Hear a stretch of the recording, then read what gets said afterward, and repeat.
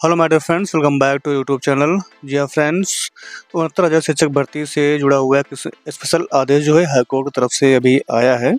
इसमें कहा गया है कि अगर अभ्यर्थी की कोई गलती नहीं है और कोई भी नियुक्ति जो है गलत तरीके से अगर हो गई है तो इसके लिए राज्य ही जिम्मेदार है। इसमें अभ्यर्थी की कोई गलती नहीं है और उस अभ्यर्थी को इस आधार पर जो है उसकी नियुक्ति को अवैध नहीं घोषित किया जा सकता है कि राज्य सरकार तरफ से कोई गलती हुई है। तो अगर अभ्यर्थी की कोई गलती नहीं है तो उसकी जो नियुक्ति है वो वैध ही मानी जाएगी, ऐसा हाईकोर्ट तरफ से बोला गया है। तो चलिए देख लेते हैं कि क्या कुछ मामला है इसमें। जी हाँ, हाईकोर्ट ने कहा है कि अस्वीकृत पदों पर नियुक्ति के लिए राज्य जिम्मेदार है। कर्मचारियों की सेवा पर प्रश्न लगाना बिल्कुल भी ठीक नहीं है।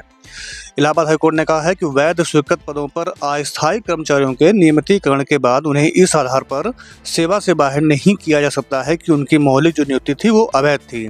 अस्वीकृत पदों पर नियुक्ति के लिए राज्य जिम्मेदार है, कर्मचारी नहीं। वर्षों तक निरंतर सेवा के बाद उनकी नौकरी पर प्रश्न लगाना ठीक नहीं है। इस पूरे मामले को अगर समझे तो इसमें हमीरपुर में स्थित पीएनवी इंटर कॉलेज, जिसमें जुझार सिंह को वर्ष 1987 और देवेंद्र सिंह को 1989 में अस्थायी तौर पर नियुक्त किया गया था।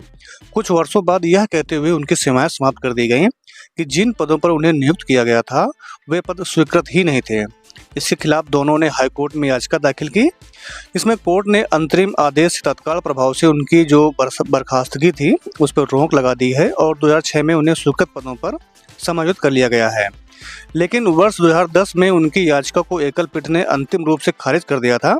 इस आदेश के खिलाफ उन्होंने विशेष अपील के जरिए खंडपीठ का दरवाजा खटखटाया था। कोर्ट ने अपील स्वीकार करते हुए कहा कि अपीलकर्ताओं की सेवा को 2006 में वैध रिक्तियों पर समायोजित कर दिया गया था। ऐसे में उनकी नियुक्ति में शुरू में यदि कोई अनियमितता रही भी हो तो उसे अब गलत नहीं माना जा सकता है।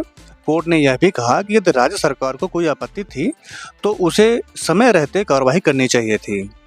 इलाहाबाद हाईकोर्ट ने यह भी कहा कि कर्मचारियों की कोई व्यक्तिगत गलती नहीं थी, उन्हें बाद में स्वीकृत पदों पर समायोजित कर लिया गया था। इतने वर्षों की निरंतर सेवा के बाद उनकी नौकरी पर प्रश्न लगाना बिल्कुल भी ठीक नहीं है। राज्य सरकार की लापरवाही का खामियाजा कर्मचारियों को नहीं भुगतना चाहिए। एक बार नियमित होने के बाद पिछली तकनीकी खामियों का भुला देना ही न्यायसंगत है।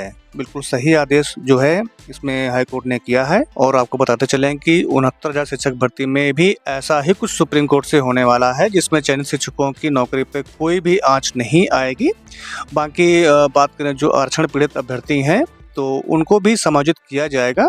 एंड वीडियो को लाइक, कमेंट एंड शेयर कर दीजिएगा। मिलते हैं फिर एक नई वीडियो में। धन्यवाद।